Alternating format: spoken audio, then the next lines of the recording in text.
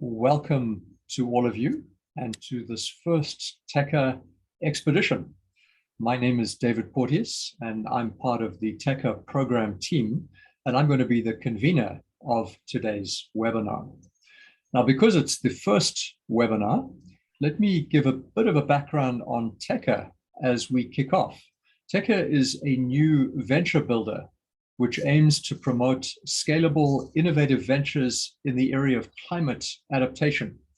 So TECA will be funding and supporting high potential teams who have a passion for climate action in order to develop their ideas into ventures. TECA's mission is to launch 100 new fintech and climate resilience ventures in the next 5 years, so as to bolster the climate resilience of vulnerable communities and of our planet. So this year, the first wave or cohort, if you like, of TECA is focused on the blue economy in East Africa. Now, this wave has been fully supported by FSD Africa, and we thank them for their support, and they in turn are funded by the UK's FCDO. You can find out more about TECA via its website, and we will post links to that website in the chat. TECA, in fact, launched just this past month with a call for talented potential founders to apply to take part in the venture building process. And that's going to start in the second half of this year. If you're interested in becoming a founder, or if you know of others who may be, please take a look at the website. We've started to receive the first applications in the last week, which is exciting. We look forward to more coming in. And of course, space is limited in this first wave. Now, as we assemble the founders, in the meantime, we're hosting a series of expeditions like this one. The aim of these expeditions is to explore aspects of the opportunity space around the blue economy, with the aim of generating insights and perspectives which can serve as an on-ramp for founders as they start up with their ventures from August this year. So each expedition, like today's, will focus on a particular topic relevant to the wave, in this case, the blue economy. And we'll explore that topic through the lens of invited panelists and commentators. So each time we'll have one or more panelists bringing a perspective from the blue economy and someone else bringing a perspective from the side of inclusive fintech, because these are the two main building blocks of the TECA community. We'll also have a commentator who'll bring a third perspective from that of capital providers or funders who make an important part of this community as well. So we have a great series of 6 expositions scheduled over the next couple of months, and today is just the first. So that brings us to the first poll today. We'd like to find out which segment of the TECA community that you identify most with, which will give us a sense of who is on the call here today. So please take a look at that. Are you an entrepreneur or potential entrepreneur, capital provider? Are you in marine conservation or climate science? Perhaps a researcher in other areas, or just an climate action enthusiast? Give us a sense of that so we know who's with us today on this first expedition call.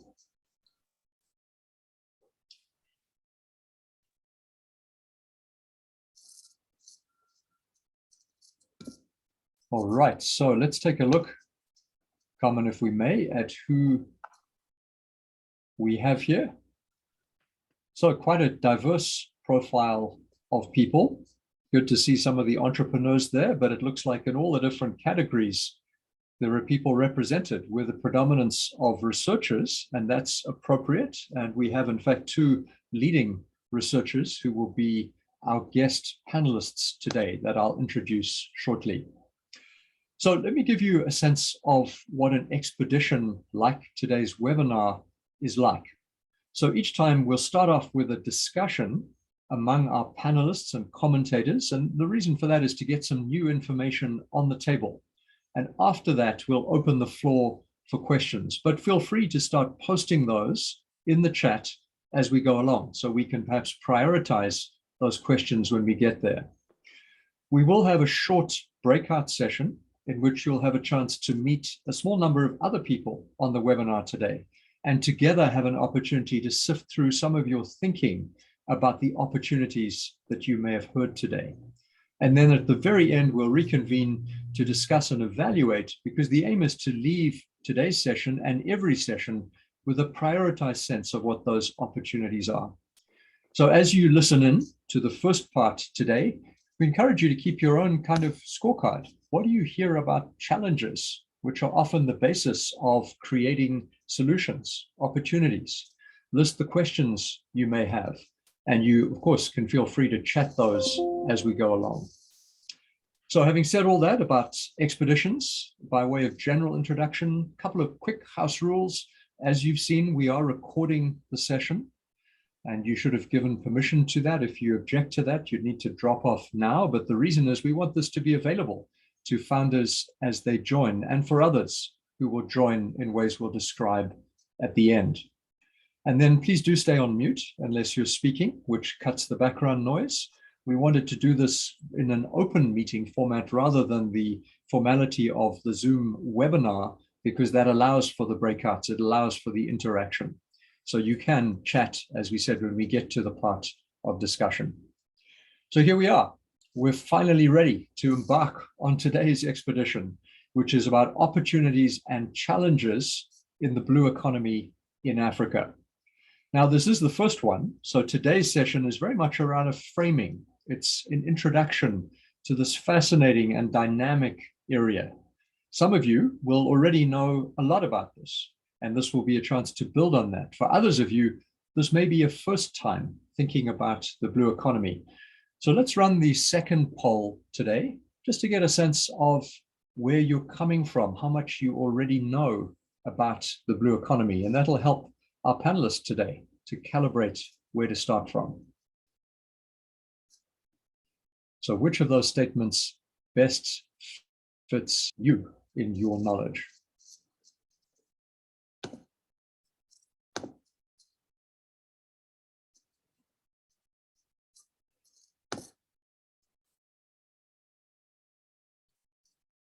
All right.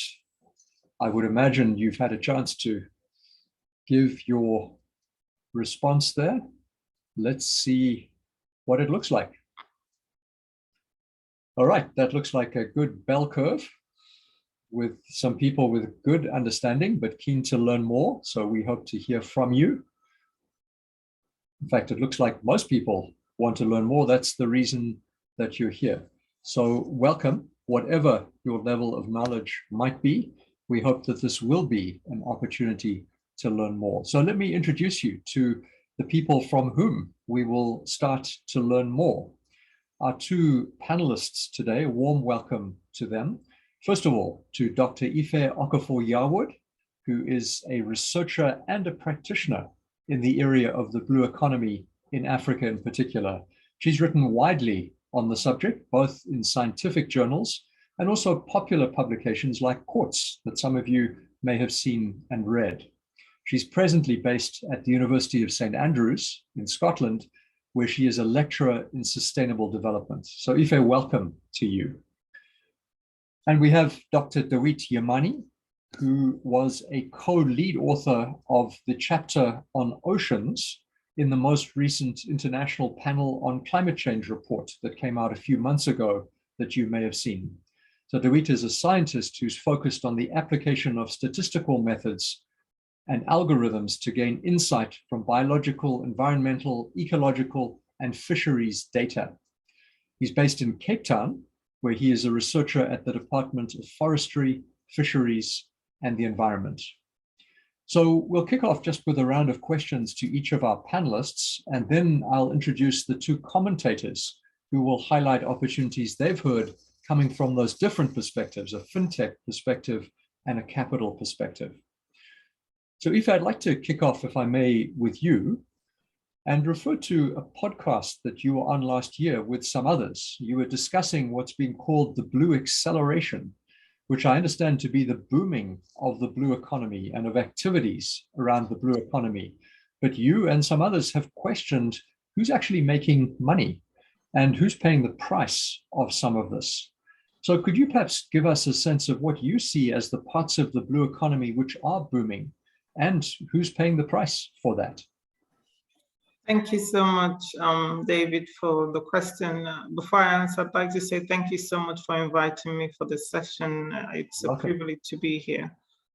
So which sectors in the blue economy is booming? I would say all the sectors. So maritime transport and shipping, fisheries and aquaculture, offshore hydrocarbon exploration, tourism, maritime mining, for instance, and different other sectors that might be emerging, such as blue power generation.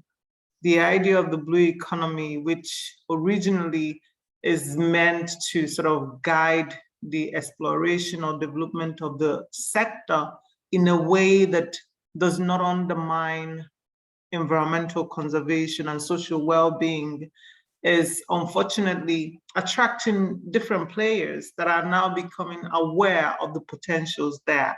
What is, however, not happening is the application of the conceptual meaning of the blue economy. So ensuring that whilst economic growth is prioritized, social well-being and ecological conservation is also taken into account. And therefore, because this is not happening, therefore means that the social well-being element is not always taken into account, which means the people that are supposed to be benefiting from the extraction of the resources in their adjacent waters, for instance, are not benefiting from it. And a lot of the times it also means that the countries that are allowing investors to come and take advantage of this sector that seems to be emerging in the hope of harnessing the potentials therein are not necessarily also benefiting, because a lot of the investors are external from those countries. So it means a lot of the benefits accrued are taken elsewhere, because some of the countries do not have either the technological know-how to develop these sectors themselves or the finances. And a lot of the people coming to explore some of the opportunities there, unfortunately, are not doing it in an equitable way, in a way that at least recognizes the need for justice and fairness, promoting the social well-being of the people. And so I hope I have been able to sort of, with this, just give us an idea of what the sector looks like, what is currently happening, and who's making the profit. So in a nutshell, the people making the profit are primarily the investors and the governments who are able to accrue revenue from this agreement. Unfortunately, in a very indirect way, a lot of the people and then the environment are unfortunately paying the price. Thank you.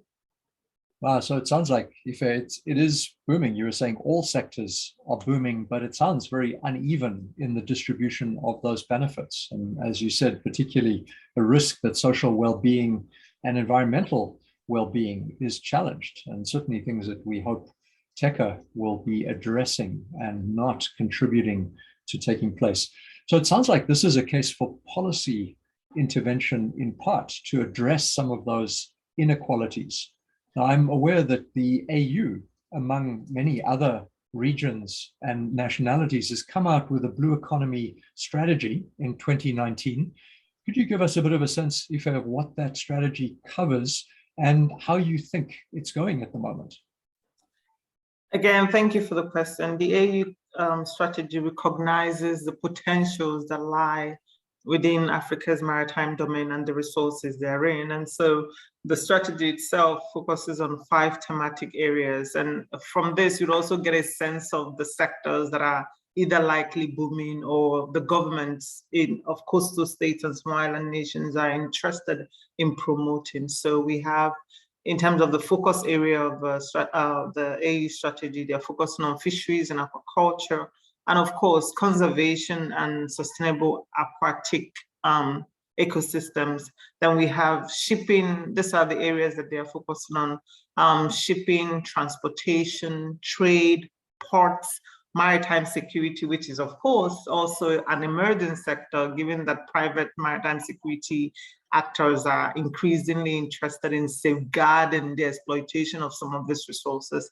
And then we have coastal and maritime tourism, climate change, in recognition of course, the potential impact of climate change or rising sea level, resilience, environment, infrastructure, And then the fourth strategic area is the sustainable energy and mineral resources. And if you look at the opportunities that lies generally on the African continent, you could see why they are focusing so much on this sectors and potentially emerging sectors as well. And finally, we have the fifth strategic area, which is the policies, institution and governance, employment, job creation, poverty eradication, and innovative financing. Of course, these are important areas, especially the last one, because you need policies to be able to guide the activities in those other areas. And what is important about this AUBE strategy is the way it's been connected to the aspiration of the African continent, which is enshrined in the Agenda 2063 of the Africa we want. The BE sector has been recognized as a frontier for Africa's development. And so with this realization also, we are seeing so many potential investors looking in and seeing how they can take advantage of these opportunities, which is why the strategy is there.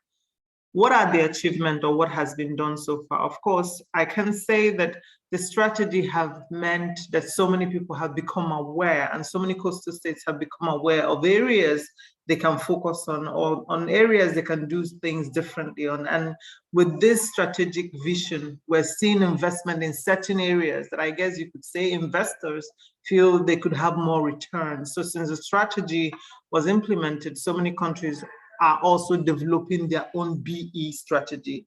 They are also developing their own BE department, or should I say the Ministry of the Blue Economy. Country like Togo, for example, have that, and then working or connected with other maritime sector. And those that do not have a BE strategy, for example, are currently working on it. And this is based on the motivation from the fact that there is an African-wide strategy. In terms of the benefit, we're seeing wider investment, for instance, in maritime transport and shipping. Ports have been expanded. Investors are coming in to expand ports because of the opportunities in shipping. We're seeing more increasingly private involvement in maritime security because, of course, with opportunities comes risks. And so there are also as state actors and non-state actors interested in exploiting or taking advantage of the loopholes in the system sometimes. And then you need actors to be able to take advantage of this or maybe ensure that the risks are mitigated. And so we're also seeing increasingly technologies that are being developed and investment around these technologies to be able to improve security and monitor the activities of vessels that are operating in the region.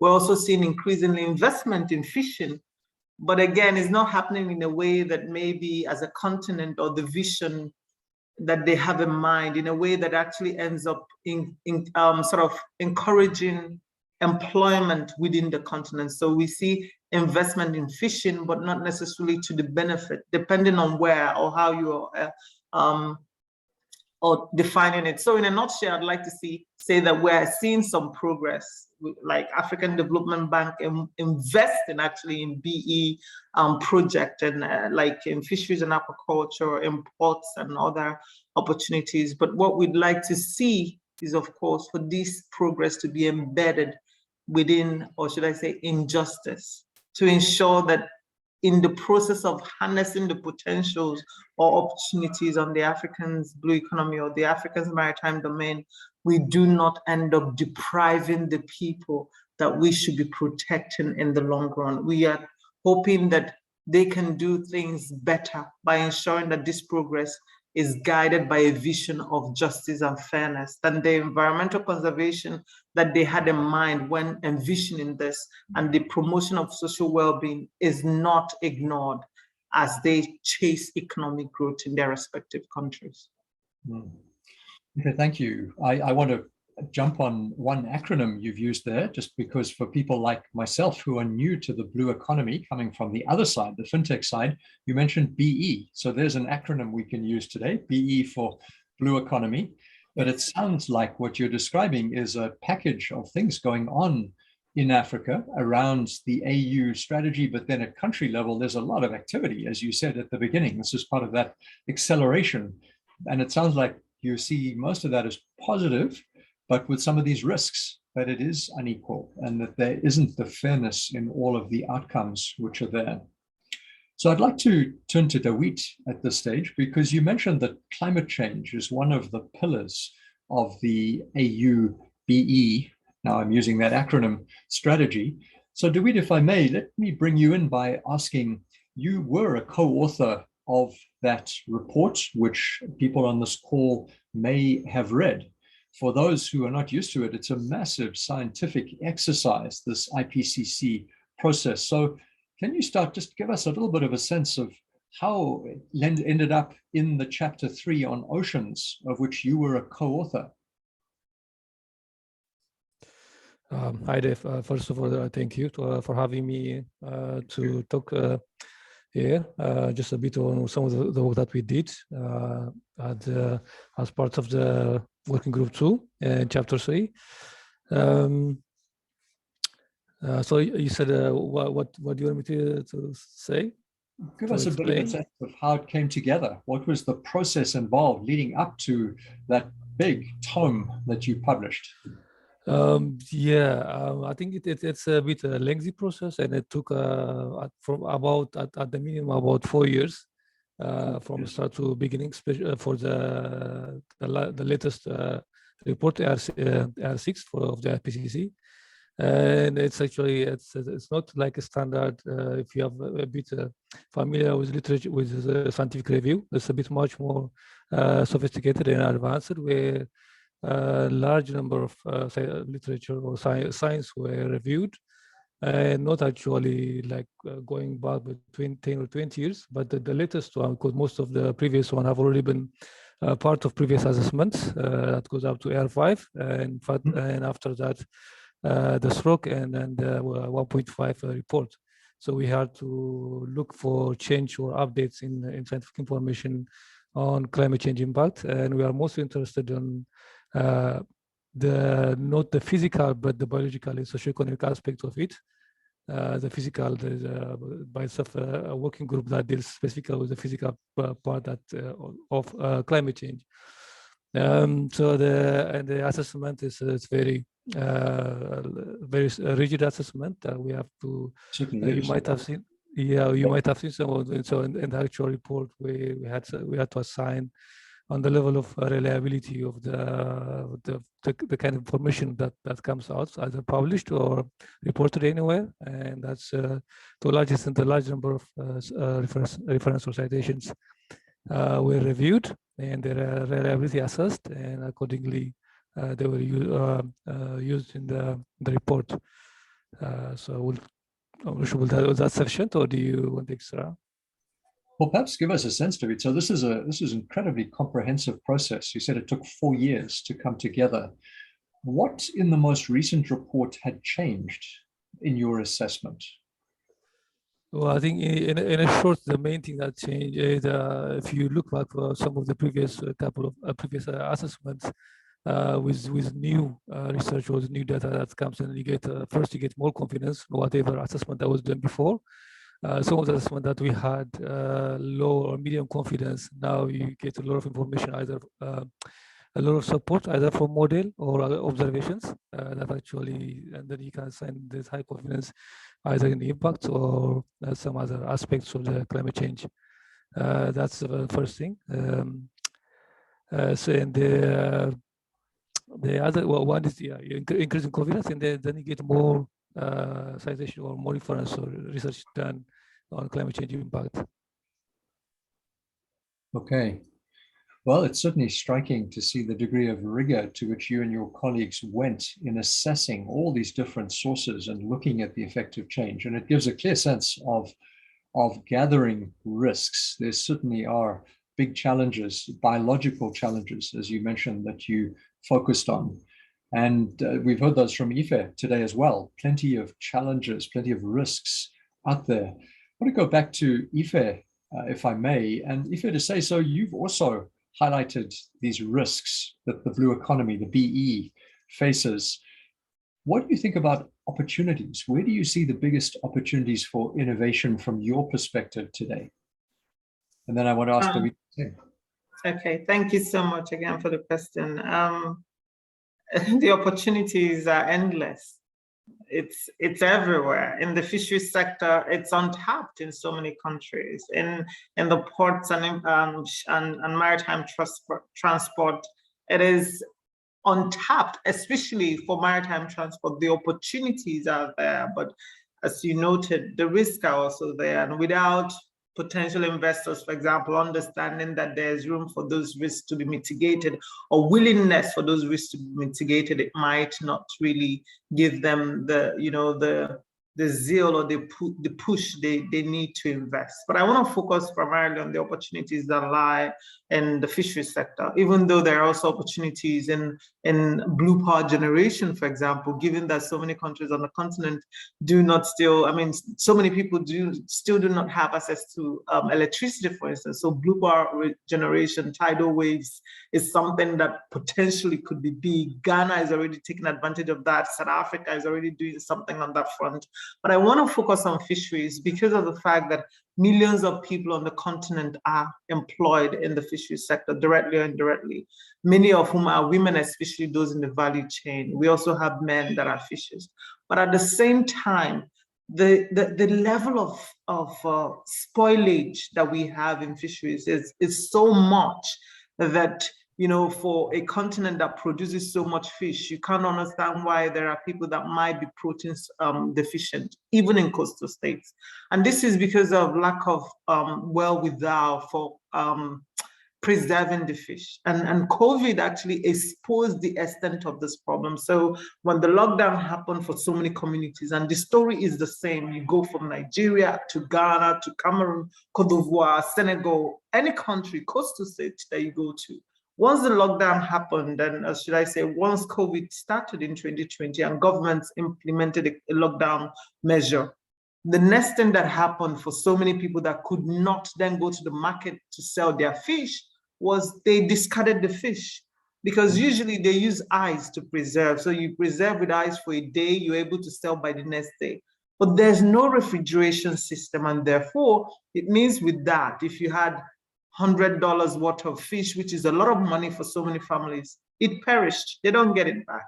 And so you can imagine the opportunity with the weather that the continent have. Solar power generated cold chain is something that could change and revolutionize the fisheries sector on the continent, targeting coastal communities, rural areas that would ordinarily not have this opportunity to preserve their fish. We also have the processing. So now a lot of fisher folk use the traditional way of processing their fish, that is smoking it, and which is unfortunately exposes them to risk because they inhale the smoke. So imagine what can happen if someone can actually produce something that can still do the job, but in a different way. So solar power generated smoking system, for instance. These are things that I know that at least there's been an interest from the African Development Bank in supporting innovative ideas around fisheries and aquaculture sector. App generation, for example, or app production to help with the sale of fish, of which, again, COVID exposed. If people had the opportunity, in South Africa, we have the Abalobi. In Ghana, there's also a different app that was used by so many fisher folk when COVID happened to sort of find a way of selling their fish. But of course, in the spirit of justice and fairness, we also have to think about how might all these opportunities and technologies also be a disadvantage to certain people, and then ensure that whatever we're doing it in an inclusive way, rather than in a way that then means that the services that is provided by certain people are now wiped out with the introduction of a more innovative process. And that is what justice is all about. We need to do something, but we need to make sure that in doing it, we're also inclusive, so we don't make people more vulnerable as we are re-strategizing.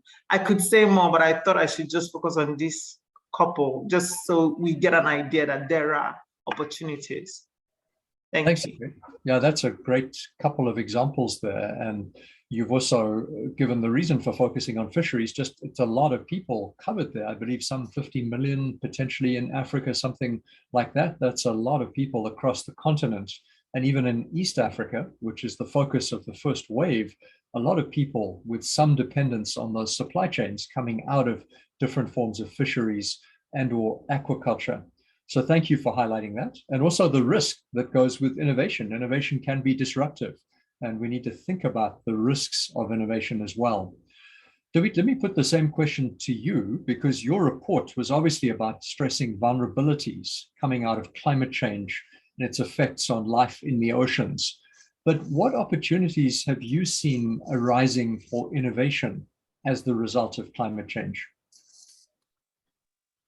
Well, I think I might be a bit. I might not give you like all the answer that you probably are looking, because I'm more from the research side in terms of either like getting assessment of all the kind of solutions that if you were actually giving us nice information on. And we had in our assessment, we looked through all the different groups or sectors that are vulnerable, and the potential solutions, either from the government or the private, or just relying on nature, and then how feasible they are, how reliable they are, are really confident they can address those problems either in the short term or in the long term. So these are the kind of stuff that we did. So I probably to give you the answer in terms of what the opportunity there are, but you can look at from the point of view where you have got a number of just with the coastal communities that are already affected or are going to be affected in the future as a result of sea level rise or change in storms, kind of climate change related impact on their livelihood and the potential solutions. So that we have looked at those. So I can't really give you maybe a potential solution for this. Yeah. Well, thanks, Dawit. And you touched on nature-based solutions, which I know is in the chapter there. And it's something we're going to come back to in a future expedition and look at ways in which nature-based solutions are pervading even the financial sector. And I can see in the chat there some reference to the sustainable blue finance principles, which we can perhaps come back to talk more about as well. At this stage in the conversation, though, let me invite our two commentators. So if you remember, TECA is built on this crossover from a blue economy perspective, which we've been hearing from these two panelists, together with a fintech or tech fintech perspective, and with a capital overlay. So let me first look to David Del Sur, who is the Chief Innovation Officer at BFA Global and is also the Director of TECA. He himself is a fintech entrepreneur by background, the founder of a company called FrogTech. So David, from an inclusive fintech perspective, what have you heard today and what are you thinking about as potential opportunities within the BE space? Now we can use that acronym because Ife has introduced it to us. Thank you, David, and thanks a lot, Dawit and Ife, for your amazing comments. I think I speak for the inclusive fintech community. We're learning a lot, so thanks. I heard a few things, and I have a bunch of questions and also some potential examples to share. But I mostly picking up on Ife's comments about perhaps the risks of doing damage, right, or doing negative impact on the environment or on the communities. You didn't go into details, but I think part of it is because these communities typically are disengaged, disempowered, right? And they're not included in the formal sectors. They're not included in the decision-making processes, and then therefore they get sidelined, right? And that is an old problem, right? That all poor communities, one way or another, have faced over history. And that we all really are working hard to make sure that the economic growth that ensues picks them up, right? Or actually is sometimes led by them, right? And I think financial inclusion as a sector has a lot to say about how you do that. In particular, and this is an African innovation, mobile money has been a massive driver of financial inclusion. I forget now the numbers, but I think we're approaching 1 billion, or maybe have surpassed already 1 billion mobile money users. And this started in Africa, and it's still the continent that is leading that charge. So that's an application of fintech from, if you wish, the financial inclusion at large community that hopefully can, we can reap the benefits of as well for the blue economy. Because if you're creating value, particularly if you're creating digital value, well, you need digital means of payment to exchange that value, right? And that's kind of a precondition to what you want to see. I also, when Ife was speaking about the spoilage of fish, what a waste. And I was just thinking of this phenomenal success of the pay-as-you-go solar industry, which is a wonderful example of access to energy mixed with access to finance, right? With modern financial tools that allow someone, a family that doesn't have that much income to just buy upfront a solar panel, to still get it installed on the roof and pay it over a number of months or years, and then in the end it's theirs, right? So I would be very curious to understand, to hear from others, why are we seeing the same thing for pay-as-you-go chill? I don't know if the best term, but we know in the work we're doing at BFA with our Catalyst Fund accelerator, we have a company called CoHubs that is doing pay-as-you-go cooling more for agriculture in Nigeria, actually. I think could these techniques go into the blue economy, right, and help limit that spoilage? That sounds like economically a waste for everybody involved. Everybody ends up paying for it one way or another. So I think that is the potential of technology to make certain things that were very pricey before now accessible, and change the unit economics of the game, and hopefully, as Ife was saying, allow us all to play more inclusive, more fair, more impactful, in a positive way game. So I'll keep it at that, David. I have a bunch of examples from my research that I can throw into the mix, but I don't want to monopolize. But thanks everybody, and thanks to the 50+ participants in the call. It's very exciting to have all of you here. Thank you, and for highlighting also the fact that inclusive fintech has had to wrestle already with some of these issues about how innovations often have unintended consequences. They can have very positive consequences in general, bringing people in, as you've described, mobile money, and yet they can also generate things one wants to be careful of. So as we hear Ife talking about some of those risks in the blue economy, it sounds like that's also an area in which fintech has some experience of thinking through some of what those risks might look like. Let me turn at this stage to Ben.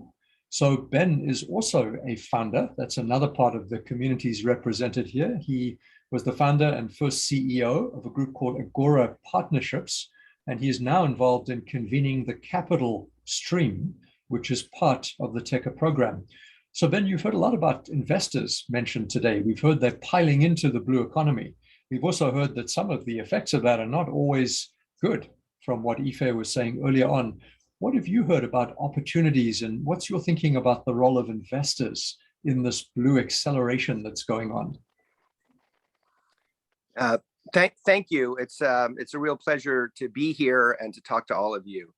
Well, I'm hearing the same thing, that there is a huge opportunity in this blue economy space, and in particular in the climate fintech space. Last year, you had about $1.2 billion of investment, mostly in seed and pre-seed companies. A lot of that went into carbon accounting, but a lot of the ventures are in carbon offsetting. And so there's huge amounts of money coming in at a very fast pace. And so that's very exciting. However, you don't judge the health of an industry simply by how much money is being invested. You judge it based on how it's being invested. And this is where I think we have a great opportunity here with the TECA program, because we're investing in real innovation.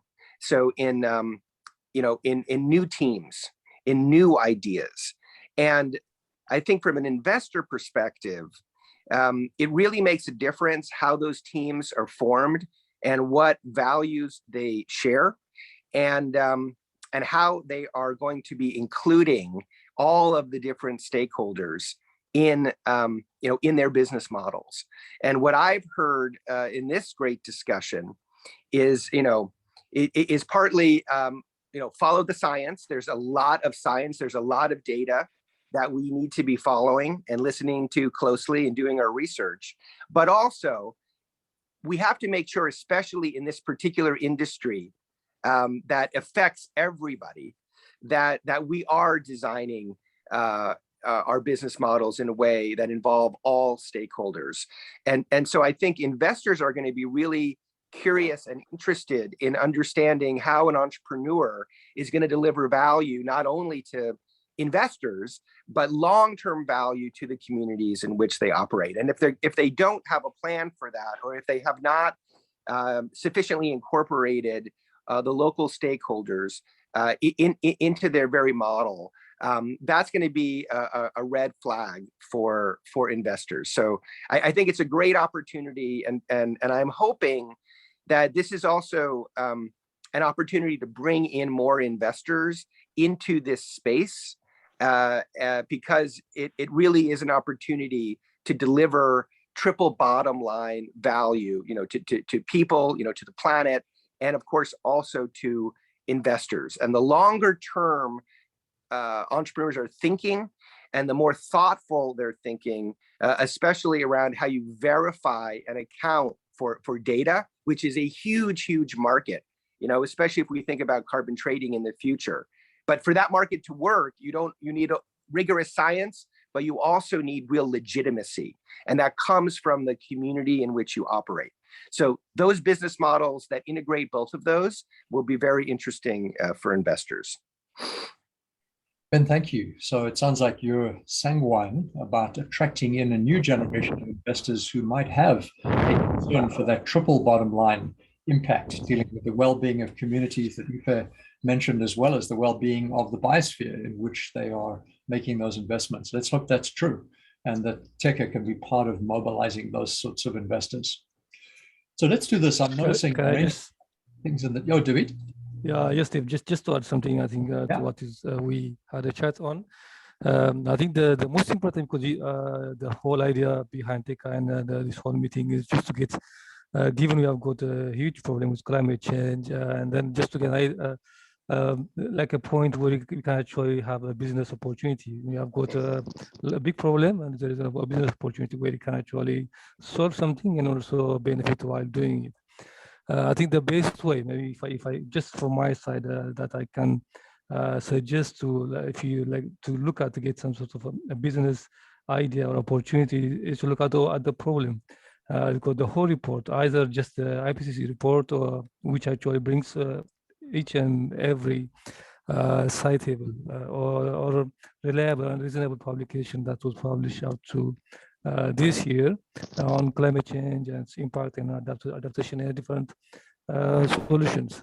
So I think if you just look at some of the problem, that kind of gives you an idea where along the the value chain or the sectors where you can get opportunity for investment. You can either start from the local community, which will probably don't require a lot of investment, to up to a big or the bigger economy, where I've got huge hotels and some other coastal infrastructures that are not maybe it varies from region to region across the globe, but are at risk of from sea level rise and increasing storm and flooding. So I think if you just look across the chain, depending on where you guys want to work in, and you do have a lot of opportunity to get something or develop a venture around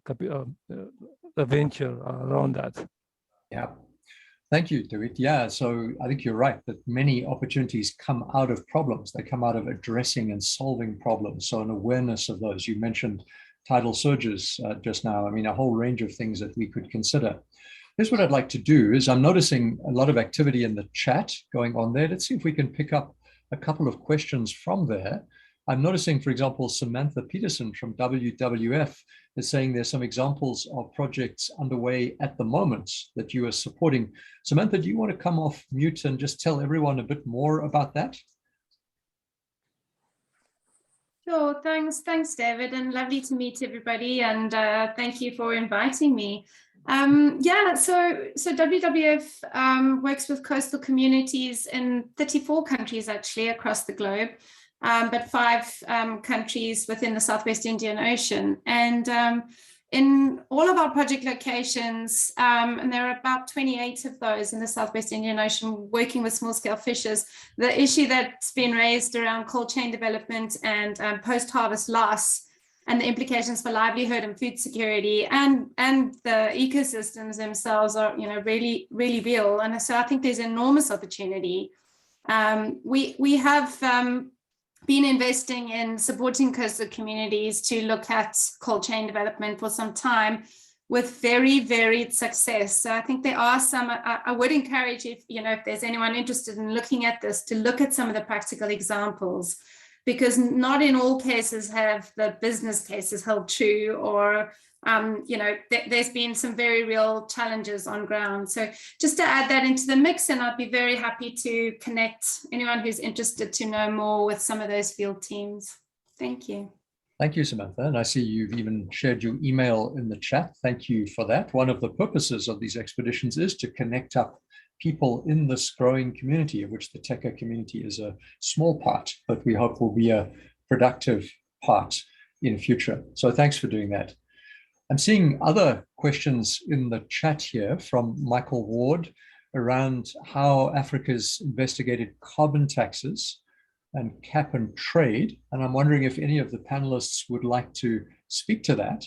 Michael, I would say we will have an expedition coming up in a couple of weeks, well, at the end actually, so about 6 weeks' time, dealing with blue carbon and ways that is being used and channeled in new ways. But would any of our panelists today like to make any comments now in response to Michael's question about what's happening in Africa in this area? Aoife, it sounds like you can give him some response. So thank you so much, Michael. My question, not my question, but my response is actually to use your question to shine a light on why whatever investment, especially when it comes to carbon offsetting, needs to be sort of ensure that it's within justice and fairness. And the reason I say this is that a lot of the times this actually requires mangrove restoration project. This whole carbon exporting ideas is for some countries where they're already doing it. It has to do with restoring mangroves. And a lot of the times local communities rely on mangroves, especially women, and also men, they rely on some of the mangrove products for their livelihoods. And when you're having this mangrove like carbon offsetting project for some countries that already have it in place, especially when it's not inclusive, you find that they are excluded. For the carbon to actually be generated or be used in a way that can offset and then get the money that is needed, you find that people are excluded from using the resources they once relied on without compensation, without anything. And then so this is why it's like, whatever I say, I try to sort of also emphasize the opportunities for unfairness and injustice to arise. And so long as the prospect of investment and mangrove restoration projects, which there are so many opportunities for this to happen in so many countries across the continent, especially where those that have a lot of degraded vegetations, and maybe how it can be supported to do better things in sort of mitigating the impact of climate change. But we need to ensure that regardless of the process, regardless of their potential for investment, that it is inclusive in the way we are doing it, that communities are part of the process, and we don't end up pushing people further to vulnerability in the name of sort of climate action, for instance. I guess this is my way of reiterating again the need for justice, regardless of the direction we decide to go. I know it doesn't answer your question directly, but hey. Well, it sounds like David may, Aoife, but I want to just thank you. You've introduced me to the concept of blue justice that I was unaware of. We're talking blue economy, but there's such a thing as blue justice, which is that concern around the livelihood of communities affected and excluded groups who are affected by all these developments going on. So you're reminding us to make sure that that concept is anchored at the center of what TECA thinks about in dealing with excluded communities. But Dawit, you want to come in on the blue carbon side? Yes, and I'm afraid I'm not also going to answer the question frontally, Michael, sorry, but what I did want to offer was the sort of the view from the fintech side, right? As you were saying, if it's sometimes these mangroves get restored, is a big endeavor, maybe a major landlord or that comes in and does essentially a massive project, and that's partially because of the way the carbon markets work today. And what we're seeing on the fintech side is there are a number of innovators trying to bring down the size, the minimum size of your plot of mangrove, kelp forest, I guess, I don't know, another nature assets that would create carbon credits. And as these technologies tend to be all based on crypto technologies, on blockchains, which are essentially wonderful mechanisms to create more trust. And if you can create more trust, but also shrink the size, amazing, you will make these markets more accessible, and then the players will have, the small players, maybe the local communities that are now in some cases getting hurt by the by the transformations, by these projects, would be in a better position. That's what we see coming. There's a big amount of innovation, lots of excitement about what the technology could do. And in general on carbon credits, and we're very, very bullish about the potential. Let's see, of course, you always have to take care of, be mindful of the risks, as you're saying, but technology could help. There's not going to be the only thing that solves the problem of justice, but it could be a good element in the solution. And Michael, stay tuned, because as I said, we will be coming back to this topic, especially of blue carbon credits, where the space is very active right now, and where there have been examples within Africa, in Kenya, and mangroves that Ife was talking about, where this has been successfully done. So we'll come back in a few weeks' time. We'll show the schedule just now. Let's see if we can handle. Yeah, and sorry, David, I don't know, Michael, I just met him right now, but if he's interested in the topic, I would say come and apply and become a fellow, right? We do know a number of crypto examples, crypto protocols to monitor and create carbon credits from forests inland. There are a lot fewer on the blue economy side, but we do know, that way you may correct me, but from my limited understanding, a kelp forest can capture 20 times more carbon per square kilometer than a normal forest inland.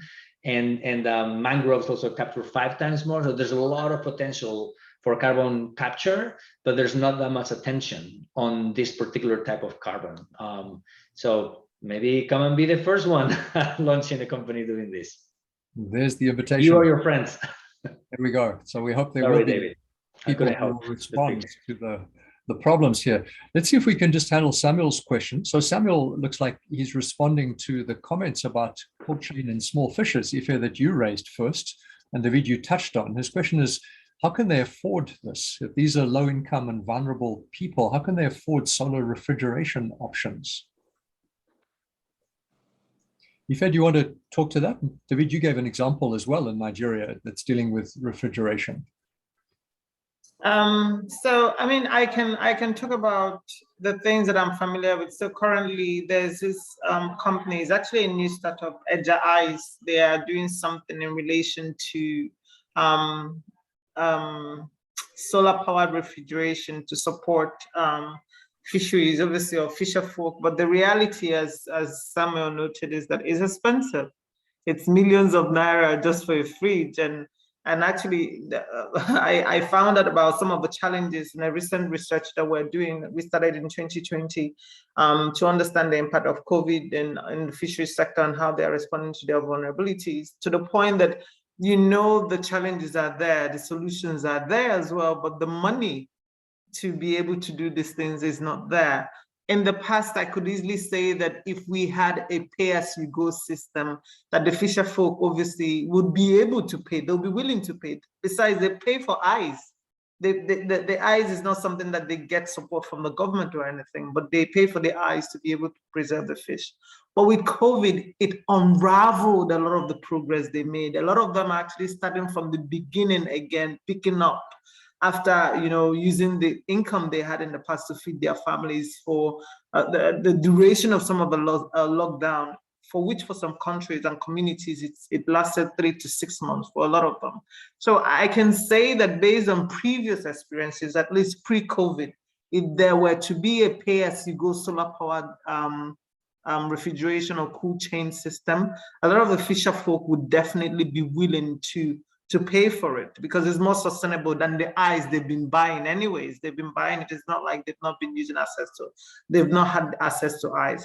But the reality of today is that for such thing to function now and be more sustainable, there has to be some kind of institutional support for many communities to actually take advantage of it, because the reality is COVID unraveled a lot of the progress, and now they're trying to pick themselves up in the absence of support from the state. So in a nutshell, Samuel, they've been paying for it. They will pay for it if the system exists, but they need some sort of support from the state to sort of be able to do it in a more sustainable way.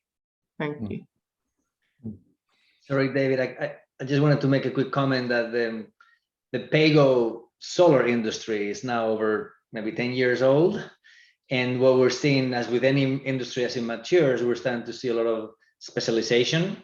And some companies just focus on building the solar panel. Some companies just focus on building the software so that you can operate a pay-as-you-go solar company. There's specific investors that know how to deal with that asset class.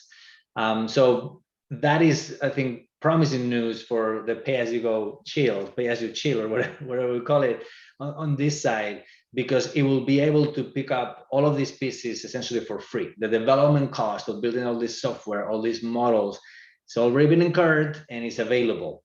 And there are companies that will just give you this software. Even if you're a small little outfit that is just getting started to offer solutions like this to the fisher folk, you can get beautiful software that's been battle tested over years in many different countries, essentially for free, as just one example. So the unit economics, again, of offering such a product keep going down. And assuming the wastage of the fish is money you're kind of throwing down the drain, maybe that could actually pay for it, pay for the system. But of course, I'd love to hear, at a later point, the challenges of doing such a thing, per Samantha's comment before. We have one more question I can see here before we go to break into smaller groups just for a short time. I see we have at least one founder on the call. I know we have others, David and Benjamin among them, but Jones and Yugi, who is with a Kenyan startup, and he asks a question relating to how to scale up bioethanol fuel for marine transport, which is being produced from some wild tree plant, he says. So David, maybe it's a very quick question to you, more about what the venture building process looks like, because it sounds like Cellu Bioclag, if I've got that right, has an idea and is working on it, but they're looking to go industrial, by which I understand to be scaling up. What would you say as quick advice in that context? Yeah, well, I mean, I would definitely encourage him to contact us. The way we're building TECA is that we are trying to attract the best founders to be. You don't need to have an idea to join TECA, but if you do bring an idea, that's perfectly fine. Actually, it's better, right? Because that shows you've been doing your homework, and we can, depending on the stage of the idea, how ready it is, it might be a good fit for TECA, and therefore we would love to help you.